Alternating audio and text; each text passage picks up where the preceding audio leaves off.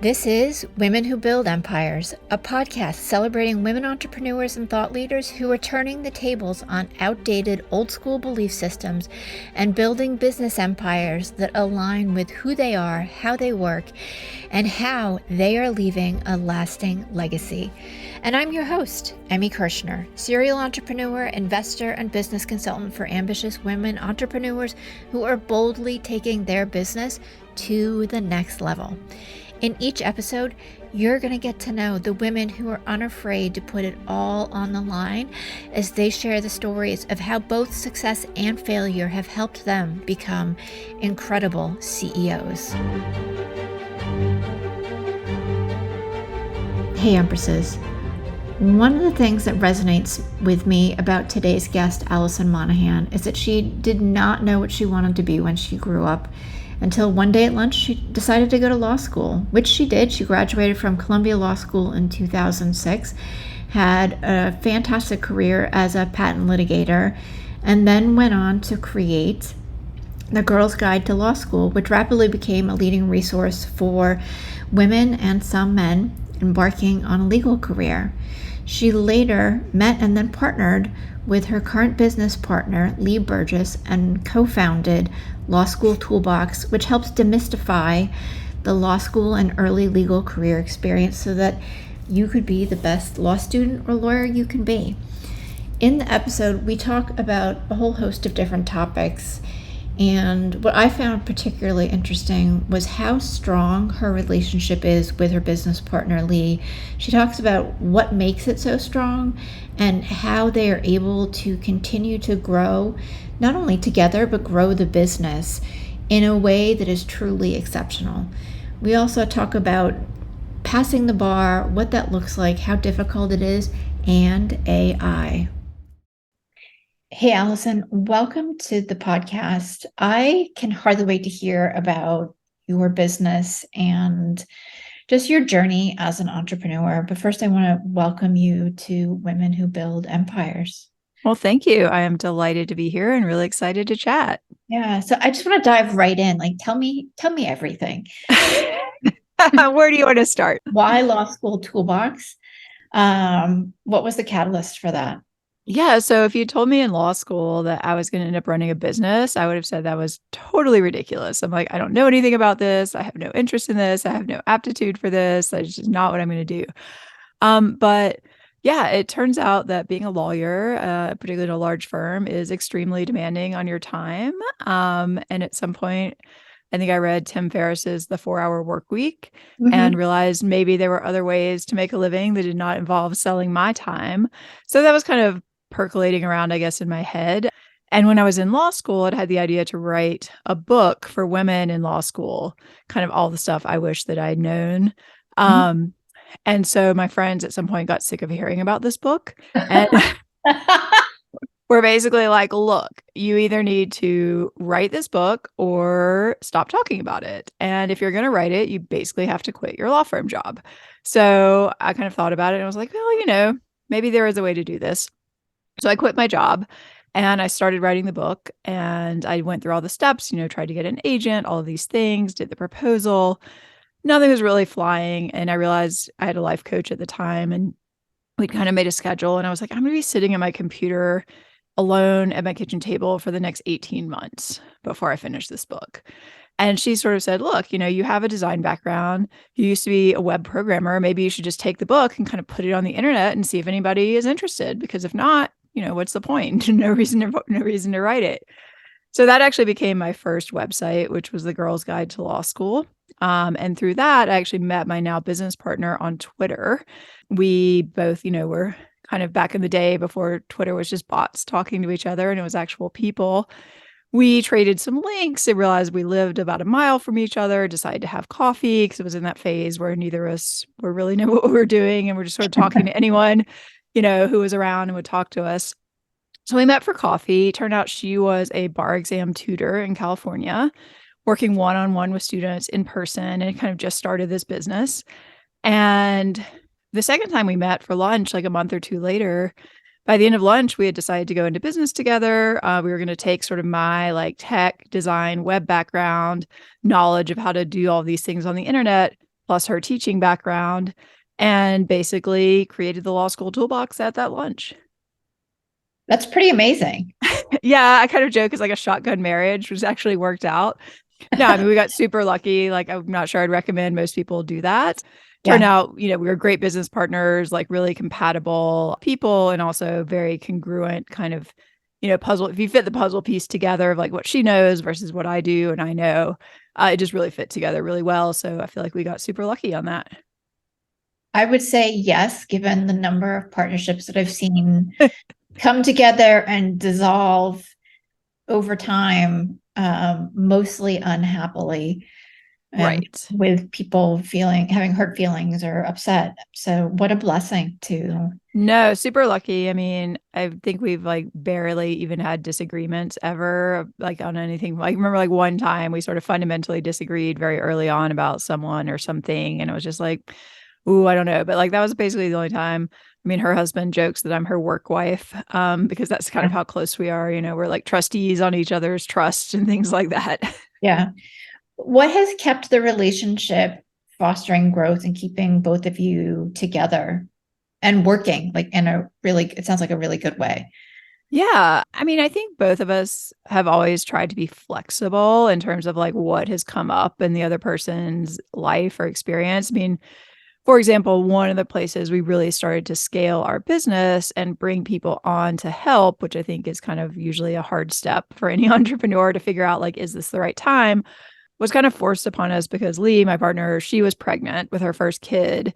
And I had this random accident with a butter knife where I severed a tendon in my pinky and literally was like, I had to have surgery. I couldn't type for 2 months.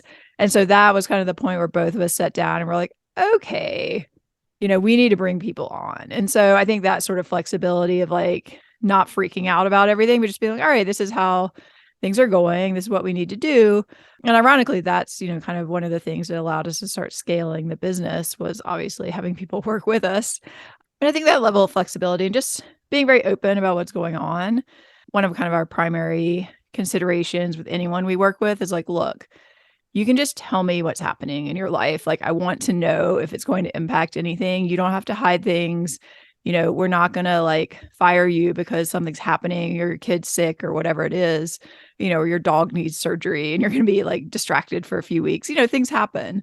So I think we've just tried to always run the business with a certain degree of openness and like have people, whether it's us or people who work with us, bring us problems before they kind of fester. Right. A very proactive approach. I would just rather know, like if I Well, know there's a problem, I can start to deal with that problem. right. If it's like months later and suddenly, people are upset and students are upset and things have been, it's like, okay, that is just not the scenario we want to be in. Exactly. And I think it gives you the opportunity, one, to be proactive, to plan ahead, but also be supportive. Right. Exactly. We send a lot of gift baskets and things to people who are having stuff go on. But yeah, I mean, in terms of Lee and I, what kind of keeps it going, I think part of it is that we've gotten pretty specific about what we want to be doing and what we are not good at or don't want to be doing. And again, have been like pretty straightforward about that. Like, okay, I hate this thing that I'm doing. Can you do it? Or can someone else do it? Or can we automate it? Or can we stop doing it? And I think that's actually what I've learned about running a business is really interesting is the great part about running the business is you don't actually have to do the things you don't want to do because you can have other people do them. Absolutely. And they like doing those things. So that's a great point. There are a lot of different types of people in the world. And I mean, one of the people that really keeps everything running for us has just a very different way of being in the world. She has different things she enjoys doing. And so she is that person who loves checking things off the list and like keeping everything organized. And that is not my strong suit. and that's okay.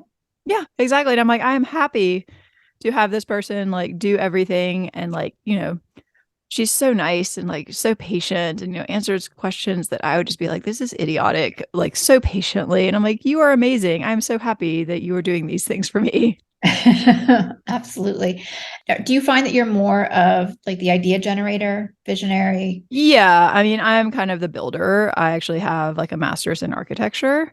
So I think I'm good at sort of taking that idea, doing all the research, the data, figuring out what it's going to look like and then actually designing it, that's kind of my strong suit, not necessarily the day-to-day implementation and like keeping Right. things running and like lists of this and that. I'm just like, I do not have the patience for this. Well, and creating and building things is a lot of fun because I Yeah, do. exactly. That's the fun part. I'm like, oh, give me a new course to work on. That sounds really fun. Right now we're like putting our content on YouTube and it's like, okay, that's like an interesting, how do I transition like from a podcast to YouTube? Like that's a fun and interesting problem. And like, let's make it look nice and that kind of thing. But actually like uploading things and all of that like daily, no, not for me. Me neither. Me neither. So. That's probably why you do what you do too. Yes. Yeah. I would love to talk to people all day. Don't ask me to edit anything. Right, exactly. So, the other thing that Lee and I both do a lot of are like intake calls and sales calls. And I'm like, that's great. Give me 20 or 30 minutes with somebody, like talk about their problems. Like, I'm happy to do that all day long. Yeah. But yeah, not to like later then like get them set up with whatever they need to get set up with and track how it's going and all that. Right. Right. With Law School Toolbox, what are some of the challenges that you're helping people with and get better at? Because you help not only kind of as a say tutorial, but with law school students, but also help them prepare for the bar. Right. So we have kind of two main things we do. One is we work with law students, everything from starting. So we have a Start Law School Right course that's kind of a hybrid, virtual, like hands-on model. In law school, they can get tutoring help. And then we also work a lot with people who are struggling with a bar exam. So there are a lot of the people we are working with have failed at least once, maybe twice. They're pretty demoralized at this point. Right. So we basically try to help them learn these skills that they need to pass. And one of the reasons Lee and I started the Law School Toolbox was actually she was hearing at the time from her bar students, who'd gone through law school, taken the exam, not been successful, and then worked with her. And a lot of them actually said, oh, I wish I'd known the things you were teaching me now, like in law school, I would have done so much better. It would have been a lot easier. So we kind of took that idea, and that's really where the Law School Toolbox itself sort of came from. Right. I mean, if I remember correctly, too, the number of people that pass the bar exam on the first try isn't that big. It depends on the state, but yeah, I mean, it definitely is not anywhere close to 100%. In California, it's probably around 70%, and that's one of the lower pass rates. But that's, first time takers, accredited law schools. Talking about a pretty decent number of people every year, who've paid a lot of money, spent a lot of time and energy in law school, and then are not passing this exam. Yeah, that's really frustrating. It is really frustrating. I mean, I personally think the bar is a ridiculous exam. If you asked someone to do what they're asked to do on the bar in reality, they would almost certainly be committing malpractice. But, it is a test you have to pass. I mean, for example, I was a patent litigator. The patent stuff is not tested anywhere on the bar. So nothing I was doing from a day-to-day perspective is actually tested on the bar exam. And then they had me answering questions about like family law, civil procedure. Well, Civ Pro is okay because I was a TA, but criminal procedure. It's like, somebody called me and said, my friend's just been arrested. What should I do? Like, help them. I'd be like, you should call a criminal defense attorney. Here's a number. Like I would not just give them advice on that. Right, right. How much do the laws vary, or how much does each state change what the regulations are to pass the bar? And are you able to kind of manage all of those? Yeah, so it's pretty interesting. When we started, we were mostly, pretty much exclusively doing work in California. And over time, the last like 5 to 10 years, the uniform bar exam has come into play in more states in the country. So I think right now it's around 40 something. Mm. So that's great for us because basically then we have the uniform exam is one set of tutors, and then we have California that's another set. So at this point, there are only a handful of states we don't really work in. And with a uniform exam, each state sets their own pass rate, or pass score. So some of them are higher, some of them are lower. But the actual exam and the questions, those are all consistent across the country. That must be really fun to kind of manage for someone who's a detailed person.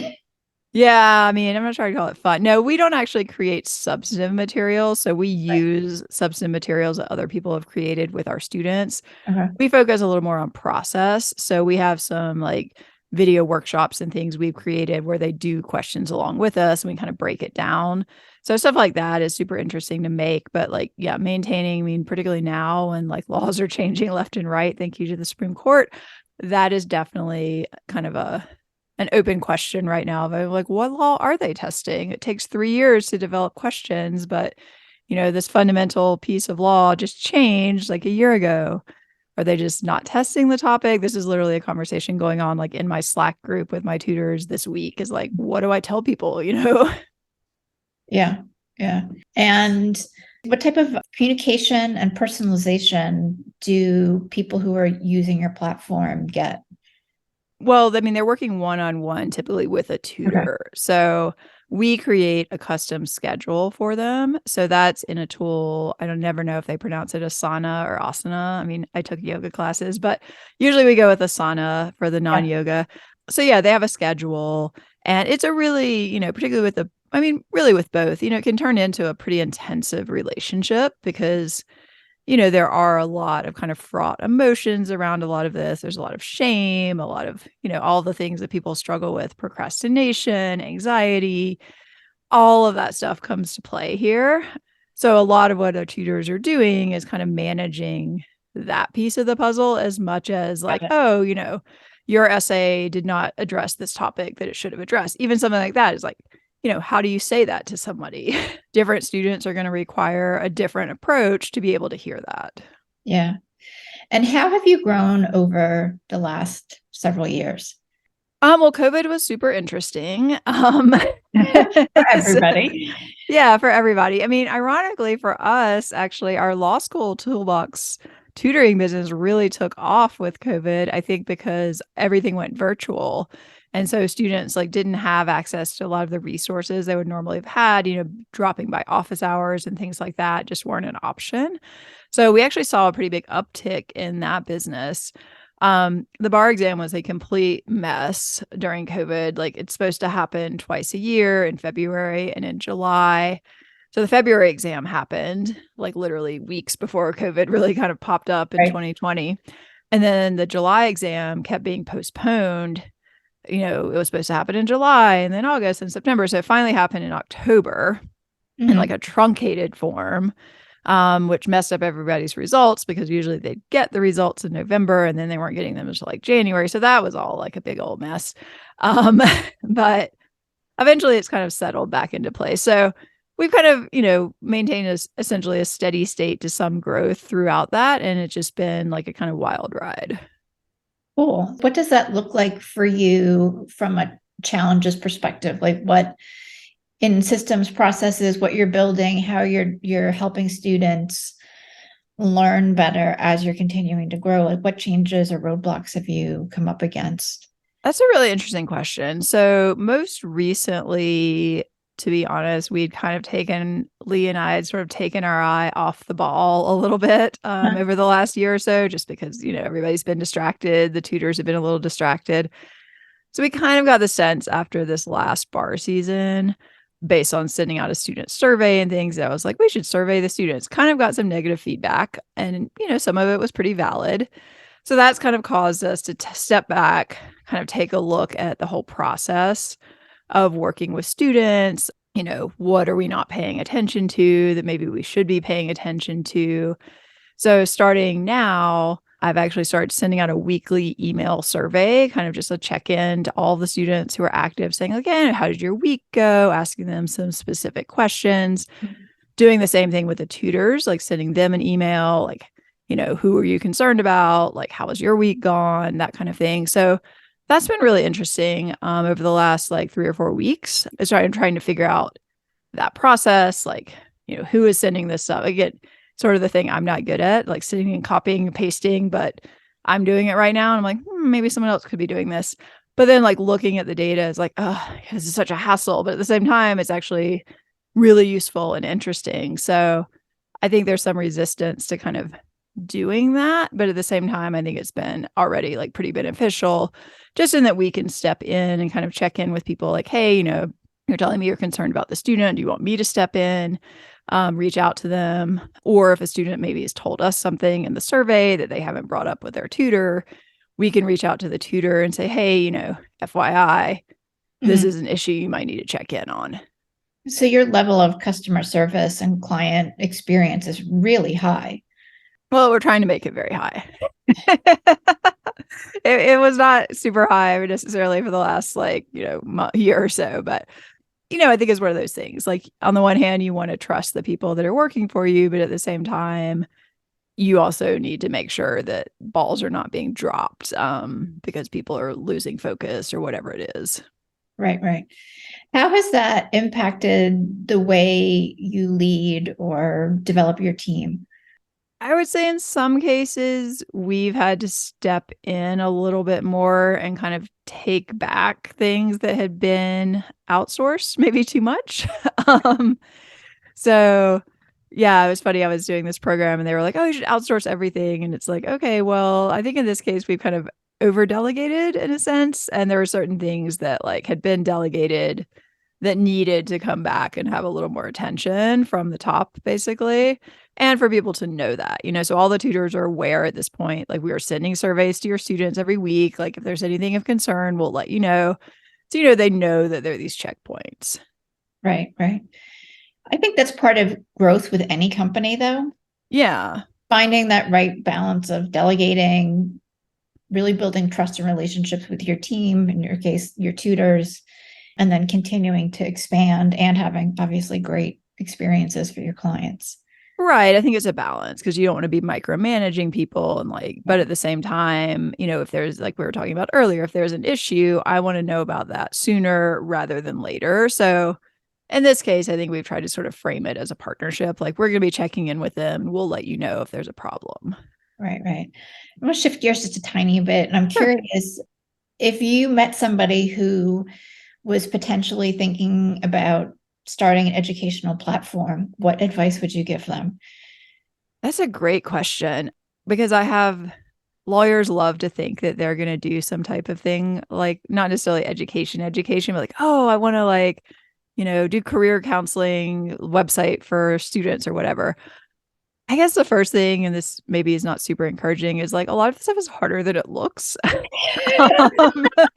Right. So people, they might look at a product we've developed and be like, oh, that looks so simple. You just threw this together. And it's well, no, actually, to make it that simple and clean and easy to use is actually a really hard process. Yeah.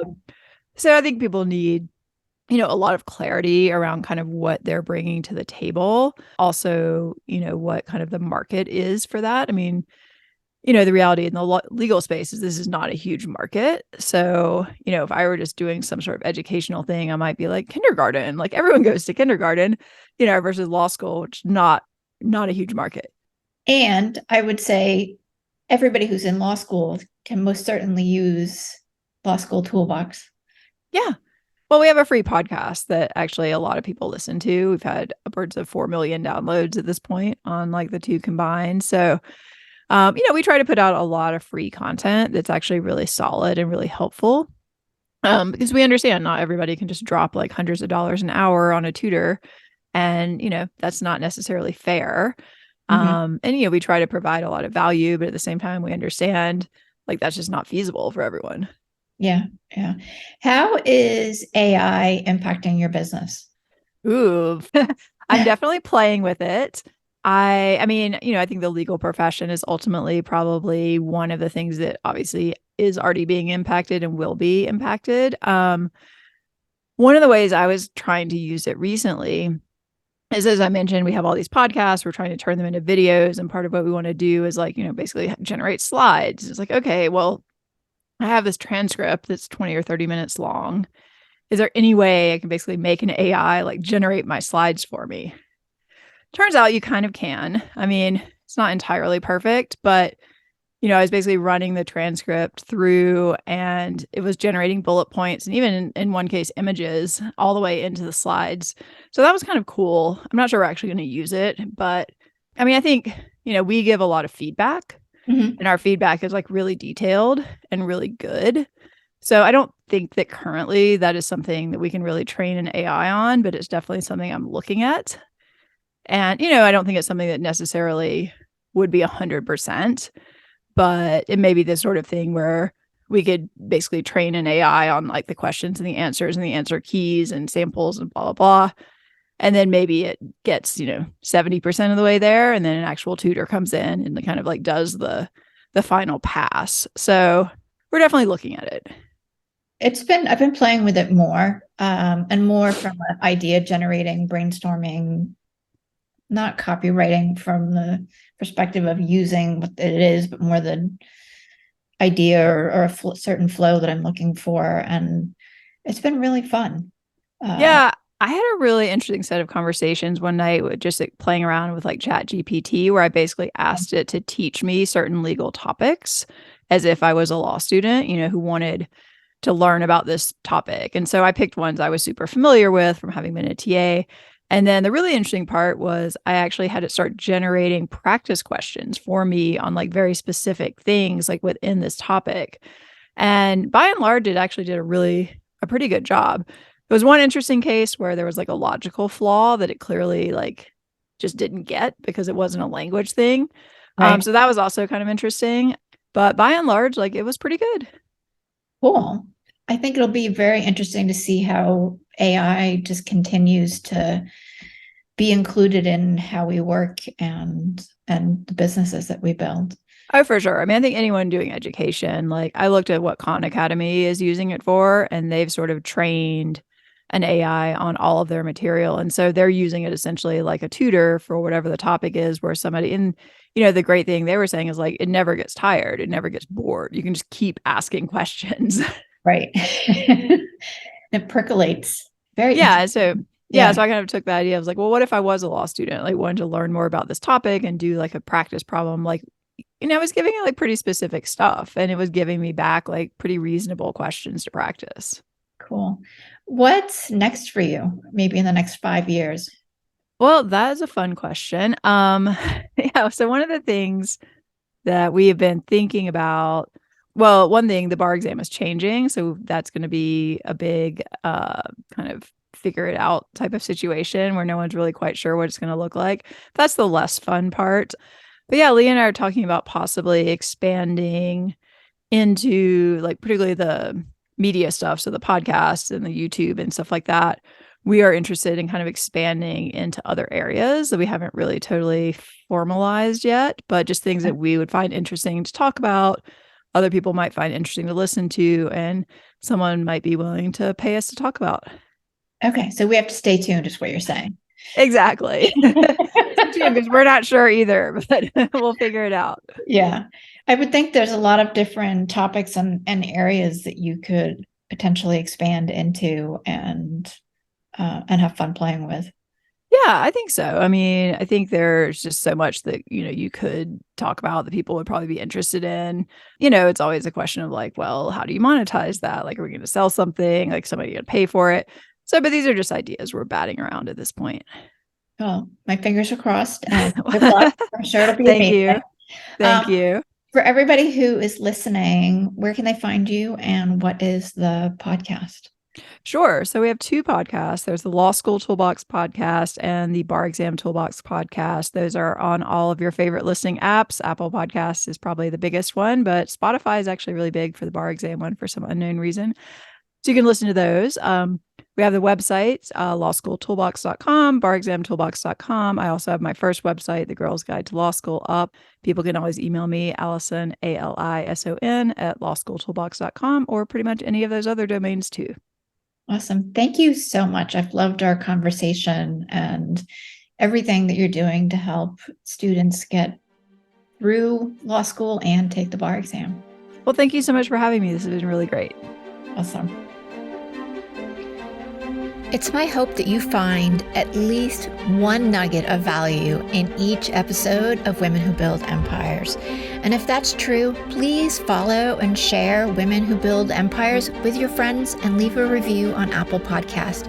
Your support is what will help this podcast be found by more women just like you.